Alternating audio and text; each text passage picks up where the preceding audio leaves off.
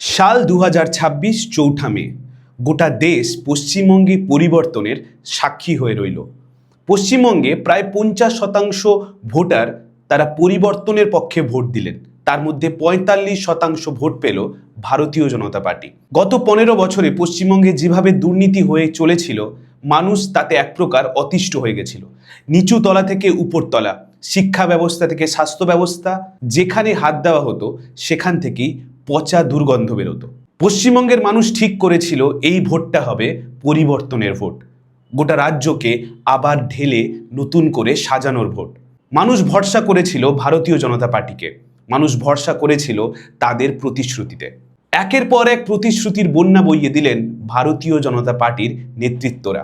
কখনো মমতা বন্দ্যোপাধ্যায়ের 1500 টাকার লক্ষ্মী ভাণ্ডারের বিকল্প 3000 টাকার অন্নপূর্ণা ভাণ্ডার।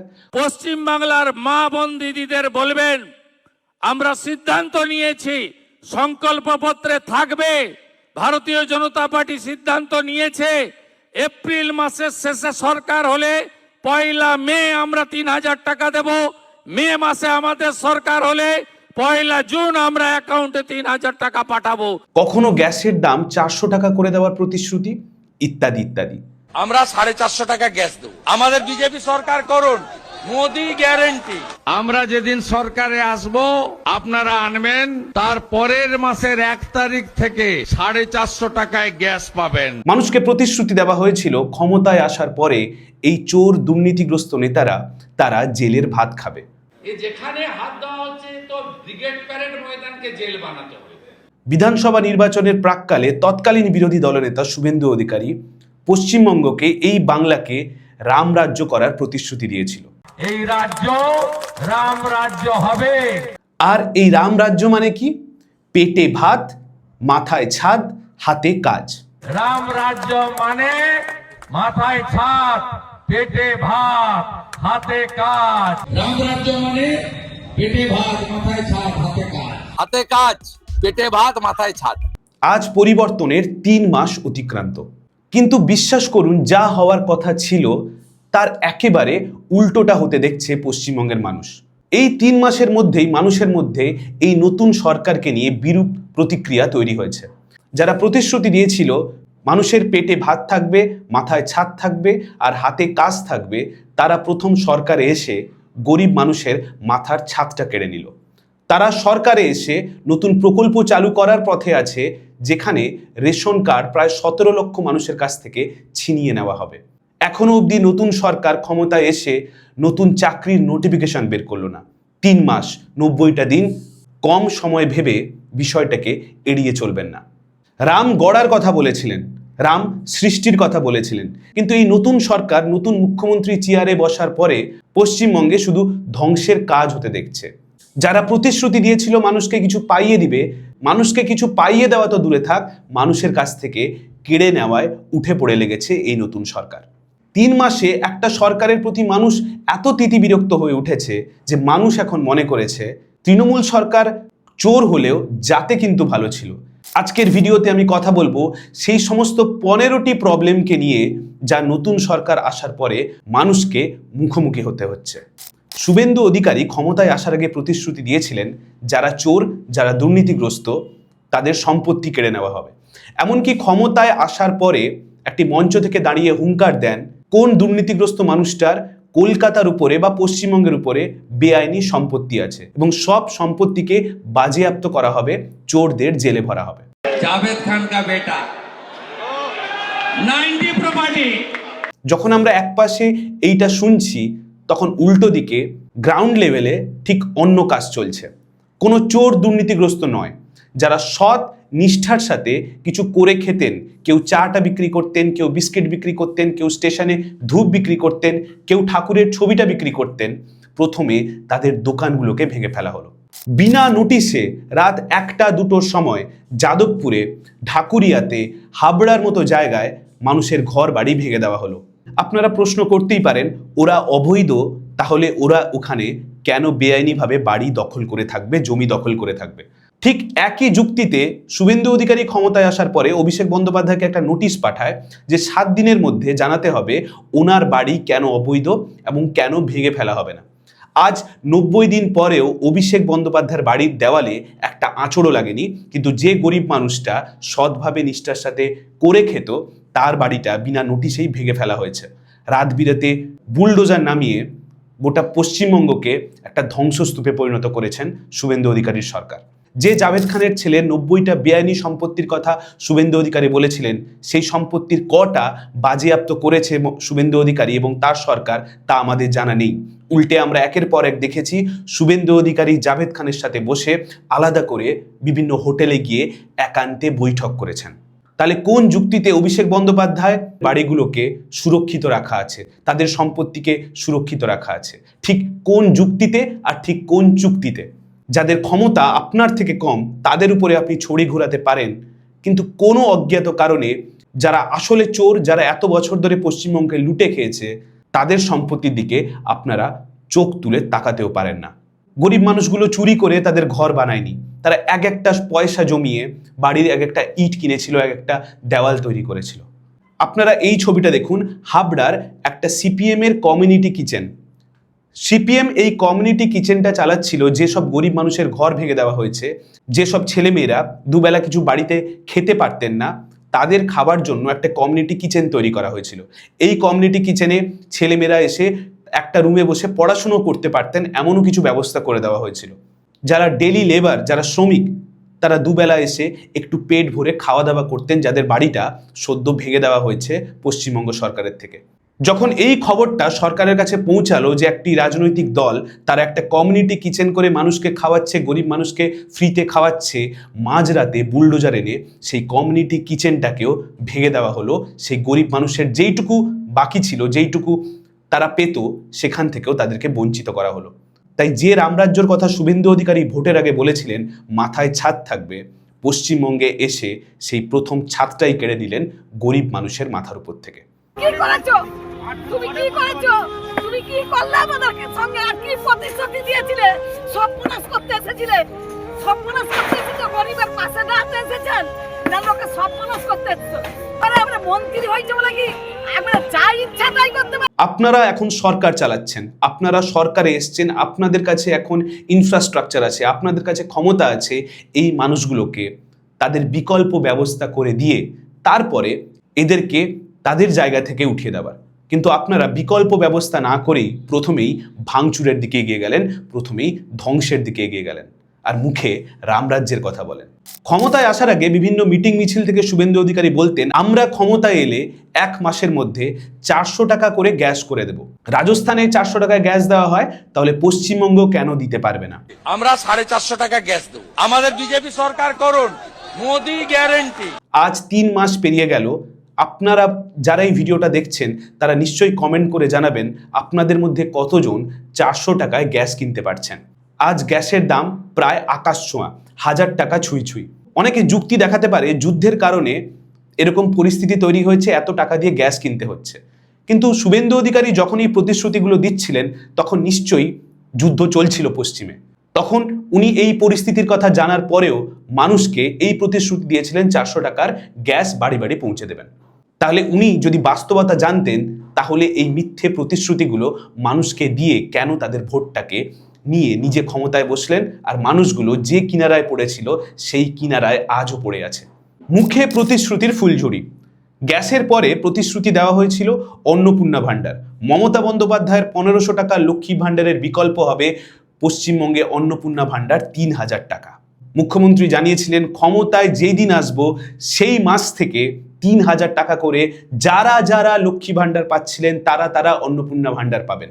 প্রথমে মানুষ বিশ্বাস করেছিল এই সরকারকে, তারপরে একটি নোটিফিকেশন বার করে জানানো হয় যারা চাকরি করেন, যারা ট্যাক্স দেন, তারা এই সুবিধা থেকে বঞ্চিত হবেন।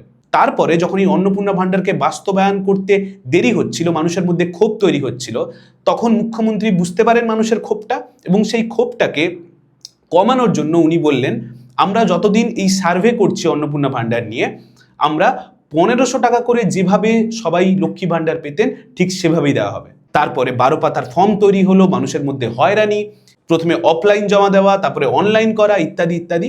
এখনো অবধি আজকের দিনে 3 মাস পেরিয়ে যাওয়ার পরেও শুভেন্দু অধিকারীর একটা প্রতিশ্রুতি অন্নপূর্ণা ভাণ্ডারকে নিয়ে সত্যি নয়। উনি প্রেস কনফারেন্স করে জানান নাকি 1 কোটি উপরে মহিলা তারা অন্নপূর্ণা ভান্ডার পাচ্ছেন, কিন্তু বাস্তবের মাটিতে কিন্তু গল্পটা একেবারেই অন্য।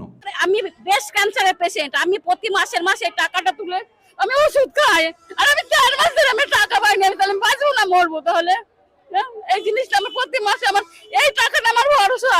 মানুষের মধ্যে যখন এই ক্ষোভ অন্নপূর্ণা ভান্ডারকে নিয়ে তৈরি হচ্ছে, মানুষ প্রতিক্রিয়া দিতে শুরু করেছেন, ওদের এই কষ্টকে দূর করার জন্য অন্নপূর্ণা ভান্ডার নিয়ে কোনো কথা বললেন না। উনি মানুষের মধ্যে এই ক্ষোভ কেন তৈরি হচ্ছে, মানুষ কেন রিল করে ফেসবুক সোশ্যাল মিডিয়ায় প্রতিবাদ করছে, তার জন্য উনি প্রেস কনফারেন্স করে 2 জন মুসলিম কন্টেন্ট ক্রিয়েটার যারা ইনফ্লুয়েন্সার তাদের নাম নিলেন, তারা কেন প্রতিবাদ করছে। যারা যারা রিল বানাচ্ছেন, রিল করছেন, খুব নজর রাখছে। আমি বিখ্যাত করব, 2টো নাম বলে দেবো। নূর আলম, আপনি ভোট দেননি বিজেপিকে, আমি জানি আপনি কোনোদিন বিজেপিকে ভোট দেবেন না। মেহবুব, আপনি মেয়েদের কাছ থেকে ভিডিও করাচ্ছেন, করে পোস্ট করে রিল করছেন, আর যারা এইসব করছেন আমি প্রত্যেকটা লোককে চিহ্নিত করে রেখেছি। অর্থাৎ এই অন্নপূর্ণা ভান্ডার কেন মানুষ পাচ্ছে না তার মধ্যে উনি হিন্দু মুসলিম করার চেষ্টা করলেন। 2টো মুসলিম কন্টেন্ট ক্রিয়েটারকে নাম করে ইনি এই বার্তা দিলেন যে তোমরা অন্নপূর্ণা ভান্ডার নিয়ে কিন্তু একবারও মুখ খুলবে না। উনি রাজ্য সরকার থেকে বেশি সোশ্যাল মিডিয়াটা ভালো সামলান। উনি সারাক্ষণ ওনার চোখটা সোশ্যাল মিডিয়ায় কে কি বললো, কে কি লিখলো, তাই দিকে বেশি মন যায় বলে গত 3 মাসে অন্তত আমি উপলব্ধি করেছি। সেই প্রেস কনফারেন্স থেকে শুভেন্দু অধিকারী জানালেন 10 তারিখ দুপুর 2টোর সময় উনি অন্নপূর্ণা ভান্ডার কারা কারা পাবেন, যা যা বিভ্রান্তি তৈরি হয়েছে তা নিয়ে প্রেস কনফারেন্স করে সবটা ক্লিয়ার করবেন। আজ আমি যখন এই ভিডিওটা তৈরি করছি, এখনো অবধি সেই প্রতিশ্রুতিটাও শুভেন্দু অধিকারী রাখেননি। উনি সেই দিন কোনো প্রেস কনফারেন্সই করলেন না। এখন অন্নপূর্ণা ভান্ডারের পোর্টালটাই সাধারণ মানুষের জন্য আর অ্যাক্সেসেবল নয়। এই টাকার উপরে একটা বড় সংখ্যক মহিলারা তারা কিন্তু নির্ভর করে থাকতো। যে মহিলাটা তাদের স্বামীর উপর নির্ভর করে থাকতে হতো, একটা 500 টাকার জন্য, একটা 1000 টাকার জন্য, একটু নিজের জীবনটাকে স্বাধীনভাবে বাঁচবে বলে সবসময় হাত পাততে হতো, সেখান থেকে কিছুটা বার করে আনা গেছিল এই মহিলাদের, তাদেরকে কিছু হাত খরচ এই সরকার থেকে দেওয়া গেছিল। কিংবা অনেক ক্ষেত্রে অনেক মহিলা তাদের নিজের ওষুধটা কিনতে পারতেন, তাদের ছেলে মেয়েদের টিউশনের খরচটা দিতে পারতেন, স্বামীর উপরে নির্ভর করে থাকতে হতো না। মুখ্যমন্ত্রী নিজের ভুলটাকে, নিজের অন্যায়টাকে স্বীকার না করে মমতা বন্দ্যোপাধ্যায় কোন সালে কত টাকা দিয়েছিলেন, কোন সালে কম দিয়েছিলেন, কোন সালে দেওয়া বন্ধ করেছিলেন, কোন মাসে দেওয়া বন্ধ করেছিলেন, সেই সব তথ্য মানুষের সামনে নিয়ে আসছেন। মানুষ মমতা বন্দ্যোপাধ্যায়কে ছুঁড়ে ফেলে দিয়েছিল ওনার ইতিহাস শোনার জন্য নয়, যাতে আপনি স্বচ্ছভাবে আপনার কাজটা করবেন, সেই কারণেই আপনাদের চেয়ারে বসানো হয়েছিল। কিন্তু আপনাদের একের পর এক প্রতিশ্রুতি, মিথ্যেচার মানুষের সামনে কিন্তু উন্মোচন হচ্ছে। সরকার নিজেও জানে না তারা অন্নপূর্ণা ভান্ডার নিয়ে কি চায়, তারা কাদেরকে দিতে পারবে, কাদেরকে দিতে পারবে না, সেটা নিয়ে এখনো সরকারের মধ্যে কোনো ক্লিয়ার আন্ডারস্ট্যান্ডিং নেই। আজ এরা পাবে, কাল ওরা পাবে, কাল এই ফর্ম জমা দিতে হবে, পরশু এইটা জমা দিতে হবে, তোমার সন্তানরা ইঞ্জেকশন না নিলে তুমি টাকা পাবে না। বিভিন্ন অছিলায় কিভাবে অন্নপূর্ণা ভান্ডারকে দেরি করা যায় তা কিন্তু সরকার প্রতিনিয়ত চেষ্টা করে যাচ্ছে, এবং এর ফল যে ভালো হবে না তা সরকার বুঝছে কিনা জানি না, তবে নিচু লেভেলের যে বিজেপি কর্মী সমর্থকরা আছেন তাদেরকে রোজ প্রতিনিয়ত এই প্রশ্নের সম্মুখীন মানুষের সামনে গিয়ে হতে হচ্ছে। গত কয়েকদিনে প্রথম সারির সংবাদ মাধ্যমে একটি খবর উঠে আসছে রেশন কার্ড নিয়ে। কি বলা হচ্ছে না, সরকার নাকি এমন কিছু সিদ্ধান্ত নিতে চলেছে যারা 15,000 টাকা মাসিক ইনকাম, যাদের ঘরে 2 হুইলার আছে, যাদের ঘরে ফ্রিজ আছে, যাদের ঘরে এসি আছে, তারা আর কেউ রেশন পাবে না। এখনকার দিনে 15,000 টাকা একটা গরিব মানুষও ইনকাম করে। জিনিসপত্রের যা দাম বেড়েছে তাতে 15,000 টাকায় কিভাবে একটা মানুষের সংসার চলে, যারা ইনকাম করে তারাই বুঝতে পারে। এখনকার দিনের ফ্রিজ, এখনকার দিনের 2 হুইলার রাখা বাড়িতে কোনো বিলাসিতা নয়। কাজের প্রয়োজনে এখন মানুষকে 2 হুইলার কিনতে বাধ্য হতে হয়। যারা জোম্যাটো, যারা সুইগি ডেলিভারি বয়, যারা উবের, র্যাপিডো ড্রাইভার, তাদের কর্মসংস্থানের একটা বড় জায়গা এই 2 হুইলার। কিন্তু এই 2 হুইলার তোমার কাছে আছে বলে তুমি সরকারের থেকে রেশন পাবে না, এটা কেমন নীতি হতে পারে তা নিয়ে কিন্তু মানুষের মধ্যে প্রশ্ন শুরু হয়েছে। প্রায় 17 লক্ষ মানুষের কাছ থেকে রেশন কার্ড কেড়ে নিতে চলেছে এই সরকার, এমন তথ্য উঠে আসছে প্রথম সারির সংবাদ মাধ্যমে। রামরাজ্যের সময় শুভেন্দু অধিকারী বলেছিলেন পেটে ভাত। এখন এই রেশন নিয়ে খবর আসার পরে মানুষ তার পেটে ভাত পাবে কিনা তা নিয়েও এখন সন্দেহ জন্মাচ্ছে। সব যদি সাধারণ মানুষকেই ছাড়তে হয়, তাহলে মানুষ আপনাদের সিংহাসনটা, চেয়ারটা কি জন্য পাইয়ে দিল? কয়েকটা ঘর বাড়ি ভাঙতে, শ্যামাপ্রসাদ মুখার্জিকে নেতাজির থেকে বড় প্রমাণ করতে। সরকার সিদ্ধান্ত নিল মিড ডে মিল এখন থেকে ইসকন দেওয়া শুরু করবে। স্বাভাবিকভাবে মানুষের মধ্যে এই প্রশ্নটা এসেছিল, ইসকন যদি খাওয়ার পরিবেশন করে তাহলে ডিমটা ছেলে মেয়েদের প্লেটে পড়বে না। যদিও সরকার এটা নিয়ে কোনো টু শব্দ করেননি প্রথম দিকে। ইসকনের অনেক মেম্বাররা জানিয়েছিলেন আমরা খাওয়ারে ডিম রাখবো না। অর্থাৎ মানুষের মধ্যে এটা এক প্রকার নিশ্চিত হয়ে গেছিল ছেলে মেয়েদের খাওয়ারে আর নতুন করে ডিম পড়বে না। এই নিয়ে মানুষ প্রতিবাদ শুরু করে, এই নিয়ে মানুষ কথা বলা শুরু করে। রাজ্য সরকার এই প্রতিবাদের সামনে, রাজ্য সরকার এই সমালোচনার সামনে ঝুঁকতে বাধ্য হয়। তাদেরকে ফিরিয়ে আনতে হয় বাচ্চাদের প্লেটে ডিম। কিন্তু শুভেন্দু অধিকারী এই অ্যানাউন্সমেন্টটা করতে গিয়ে বললেন আমরা তো কখনো বলিনি আমরা ডিম বন্ধ করব, আপনারা চাইলে মন্ত্রীকে ফোন করে জিজ্ঞেস করতে পারতেন। এমন করে এই কথাগুলো ওনারা বলেন যেন মনে হয় মন্ত্রীদের ফোন নাম্বার সবাইকে শেয়ার করে রাখা হয়েছে, আর আমরা মন্ত্রীকে ফোন করলেই সাথে সাথে মন্ত্রী ফোন ধরে আমাদের প্রশ্নের উত্তর দেবে। ইসকনের বিভিন্ন ইন্টারভিউতে অনেক মেম্বারকে বলতে শোনা গেছে আমরা ডিম দেব না। তাই মানুষের মধ্যে এই উদ্বেগটা জন্মেছিল, তাই মানুষকে এই প্রতিবাদে নামতে হয়েছিল। আর এই প্রতিবাদ যদি মানুষ না করত, আপনিও এতদিনে বাচ্চাদের প্লেটে ডিমটা ফেরাতেন না। একের পর এক একটা অদ্ভুত সিদ্ধান্ত আপনি নিচ্ছেন, আবার সেখান থেকে পিছুও হাঁটছেন। যেমন ধরুন এই স্মার্ট মিটার। এই স্মার্ট মিটার আপনি প্রথমে একটা নির্দেশিকা জারি করলেন যে প্রত্যেক সরকারি কর্মচারী তাদের বাড়িতে এই স্মার্ট মিটার বাধ্যতামূলক বসাতে হবে। একজন স্বাধীন সরকারি কর্মচারী তার বাড়িতে স্মার্ট মিটার লাগালো, নর্মাল মিটার লাগালো, কারেন্ট নিল, কোন কোম্পানির টিভি বসালো, কোন কোম্পানির ফ্রিজ কিনলো, সেটা নিশ্চয়ই আপনার দেখার কাজ নয়।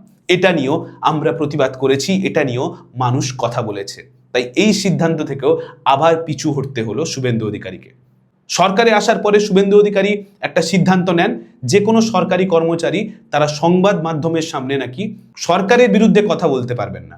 এরকম একটা নোটিফিকেশন একটা সরকার কি জারি করতে পারে?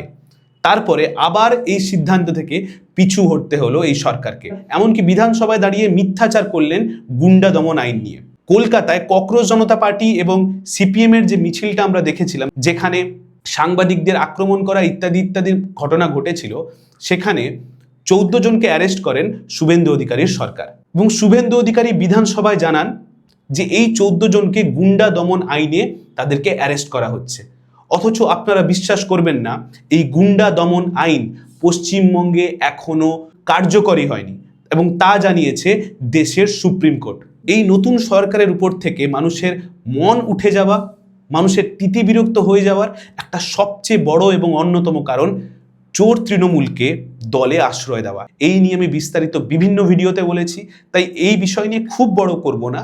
তবে যে মুখ্যমন্ত্রী ভোটের আগের দিন 1, 2, 3, 4 তৃণমূলের সবাই চোর, মমতাকে জেলে ঢুকাবো, ভাইপোকে জেলে ঢুকাবো ইত্যাদি বলে বাজার গরম করতেন। তৃণমূল মানেই চোর, এটা সাধারণ মানুষ বলছে, শুধু বিজেপি কর্মী সমর্থকরা নয়, ইত্যাদি বলে মানুষের ভোটটা কেড়ে নিয়েছিলেন, এবং মানুষও বিশ্বাস করেছিলেন আমাদের এবারের ভোটটা এই চোর দুর্নীতিগ্রস্ত নেতাদের জেলে পাঠানোর ভোট। ভোটের পরে আমরা দেখলাম, নির্বাচনের পরে সেই শুভেন্দু অধিকারী এই চোরগুলোকে নিয়ে দিনের পর দিন মিটিং করে যাচ্ছেন। রাজ্যের কিছু এমএলএ যাদেরকে উনি নিজে চোর বলতেন একসময়, তাদের সাথে বিভিন্ন হোটেলে গিয়ে দেখা করছেন, বিধানসভায় মিটিং করছেন আলাদা করে।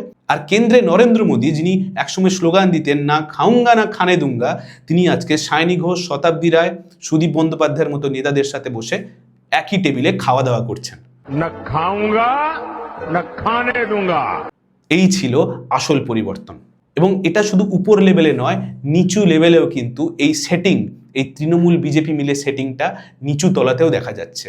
একপাশে শ্রমিক ভট্টাচার্য কর্মীদের উদ্দেশ্যে বলেন এই বিজেপিকে তৃণমূলীকরণ হতে দেব না, উল্টো দিকে উনি নিজে পার্লামেন্টে গিয়ে জুন মালিয়ার সাথে গদগদ হয়ে হাতে হাত রেখে গল্প করতে পারেন। এবং এই শ্রমিক ভট্টাচার্য 3 জন তৃণমূলের চোর যাদেরকে একসময় বলা হতো, তাদেরকে টিকিট দিয়ে রাজ্যসভায় পাঠাচ্ছেন। অর্থাৎ আমি নেতা, আমি যেটা করব সেটা তোমাকে মেনে নিতে হবে, তুমি আমার কর্মী, তোমাকে আমি পায়ের তলায় রাখি, তুমি বিজেপিকে তৃণমূলীকরণ হতে দেবে না। কিন্তু কর্মীরা এই বারণটা শুনেনি। তারা দেখছে নেতারা যখন উপরের তলায় সেটিং করতে পারে, আমরা নিচু তলায় কেন মার খেয়ে মরবো, কেন একে অপরের সাথে দ্বন্দ্বে থাকবো। তাই নিচু লেভেলেও এখন আস্তে আস্তে পুরো বিজেপিকে সরিয়ে তৃণমূলীরা, যারা একসময় দুর্নীতিগ্রস্ত ছিল, যারা কাটমানি খেত, যারা পাড়ায় দাদাগিরি করত, তারা এখন বিজেপির আস্তে আস্তে বড় নেতায় পরিণত হচ্ছে। তৃণমূলের সঙ্গে আমাদের কিসের মিটিং? আপনারা দেখুন তৃণমূলের সাথে এখানে সেটিং চলছে। আমরা যে কিনারায় ছিলাম এখনো আজকের দিনে দাঁড়িয়ে ঠিক সেই কিনারায় পড়ে আছি। আসলে পরিবর্তন বলে আমরা যেটাকে ভেবে এসেছিলাম সেটা আসলে তৃণমূলের প্রত্যাবর্তন হয়ে গেছে, এবং এটা সাধারণ মানুষ কিন্তু ভালো চোখে নিচ্ছে না। এরপরে অভয়ার বিচার। মুখ্যমন্ত্রী বলেছিলেন ক্ষমতায় এলে 7 দিনের মধ্যে উনি অভয়ার বিচার করবেন। উনি বলেছিলেন অভয়ার বিচার যতক্ষণ আমরা না করতে পারছি আমরা দীপাবলি পালন করব না। এবারে ক্ষমতায় আসার 3 মাস হয়ে গেল। 3 মাস আসার পরে যখন অভয়া কাণ্ডের 2 বছর পেরালো, তখন মুখ্যমন্ত্রীর মনে হলো ওই নির্মল ঘোষের বিরুদ্ধে কেসটাকে ওপেন করতে হবে। ভরা মঞ্চের সামনে, ক্যামেরার সামনে উনি ওনার পুলিশকে অর্ডার দিলেন এই কেসটা নতুন করে খোলার জন্য। অভয়ার মা রত্না দেবনাথ তিনি নিজে বলেছেন, এই মুখ্যমন্ত্রী বলেছিলেন 7 দিনের মধ্যে বিচার পাইয়ে দেবে। আজকে অভয়ার মা হয়তো আর সেই প্রশ্ন করার জায়গায় নেই, কিন্তু মানুষ দেখছে আপনাকে এই ফাইলটা খোলার জন্য 90 দিন অপেক্ষা করতে হলো, কখন আমার সামনে ক্যামেরা আসবে, কখন মানুষ হাততালি দিয়ে উঠবে আর আমি সেই অর্ডারটা দেব। মুখ্যমন্ত্রী সব কথা রেখেছেন, কিন্তু মুখ্যমন্ত্রী বলেছিলেন আমরা সরকারে এলে 7 দিনের মধ্যে অভয়ার বিচার দেব, সেটা কিন্তু 2 মাস প্রায় অতিক্রান্ত। এখনো 90 দিন পেরিয়ে যাওয়ার পরেও এখনো এই অভয়ার বিচারের অগ্রগতি একটুও এগোয়নি, এক চুলও এগোয়নি। যেখানে মমতা বন্দ্যোপাধ্যায় ছেড়েছিলেন ঠিক সেইখানে আপনারাও দাঁড়িয়ে আছেন। শুধু অভয়া বলে নয়, এই পশ্চিমবঙ্গে বিজেপি সরকার ক্ষমতায় আসার পরে নারী নির্যাতনের ঘটনা আরও দিনের পর দিন বেড়েছে। একটা দুর্গাপুর হয়েছে, একটা ক্যানিং হয়েছে, একটা বারুইপুরের মতো ঘটনা হয়েছে, একটা অশোকনগর হয়েছে, একটা পুরুলিয়া হয়েছে, একটা জলপাইগুড়ি হয়েছে, একটা বেহালার সরসুনা হয়েছে। শুভেন্দু অধিকারী বলেছিলেন আমি ক্ষমতায় এলে ধর্ষণ নামক কোনো শব্দই নাকি পশ্চিমবঙ্গে থাকবে না। বিজেপি কি করবে? ধর্ষণ নামক শব্দটা থাকবে না বাংলায়। অন্যদিকে ক্ষমতায় আসার পরে অগ্নিমিত্রা পলরা বলছেন পৃথিবীর কোথাও ধর্ষণকে পুরোপুরি আটকানো যায় না, অর্থাৎ ওটা একটু একটু হতেও পারে, ওটা একদম আমরা পুরোপুরি কন্ট্রোল করতে পারবো না। এই সোশ্যাল মিডিয়ার যুগে এখন খবর ছড়িয়ে পড়তে বেশি সময় লাগে না। মানুষ দেখছে আপনাদের পরিবর্তনের আগের কি প্রতিশ্রুতি ছিল আর পরিবর্তন হওয়ার পরে, আপনি ক্ষমতায় আসার পরে, আপনি চেয়ারে আসার পরে কি পরিবর্তন আপনার মধ্যে দেখা গেছে। পরিবর্তনটা রাজ্যের হয়নি, পরিবর্তনটা বিজেপির নেতাদের হয়েছে। তোলাবাজি থেকে দাদাগিরি 1% এ রাজ্যে কমানো যাচ্ছে না। যে ছেলেটা, যে পাড়ার দাদাটা তৃণমূলের পতাকা নিয়ে তোলাবাজি করত, দাদাগিরি করত, কাটমানি খেত, এখন সেই দাদাটা 4 তারিখের পর বিজেপি হয়ে যাওয়ার পরে তারা বিজেপির সাথে মিলেমিশে তারা এখন নতুন করে আবার তোলাবাজি শুরু করেছেন। বাস স্ট্যান্ডে 40 টাকা করে কাটমানি নেওয়া হচ্ছে গেরুয়া রঙের টিকিট কেটে। রেখা পাত্রের বিরুদ্ধে অভিযোগ আসছে উনি একটা বাড়িকে 2-3 মাস দখল করে রেখেছেন, এখনো ভাড়াই দিচ্ছেন না। বিজেপির বিধায়ক রেখা পাত্র তিনি নিজে তোলাবাজিতে অভিযুক্ত। ওখানে ওরা খেয়েছে, দিয়েছে, আনন্দ করেছে, ফুর্তি করেছে, লোকজন নিয়ে মাছ মাংস মদ ফদ নিয়ে অনেক কিছু করেছে, কিন্তু এখন দেখতে পাচ্ছি না তো মাসিক ভাড়া দিচ্ছে। তারকেশ্বরে জল ঢালতে যাওয়ার সময় মানুষের অভিজ্ঞতা হয়েছে এই প্রথম নাকি এত বছরে প্রথমবার জল ঢালতে গেলে আপনাকে 200 টাকা 100 টাকা দিয়ে টিকিট কাটতে হচ্ছে।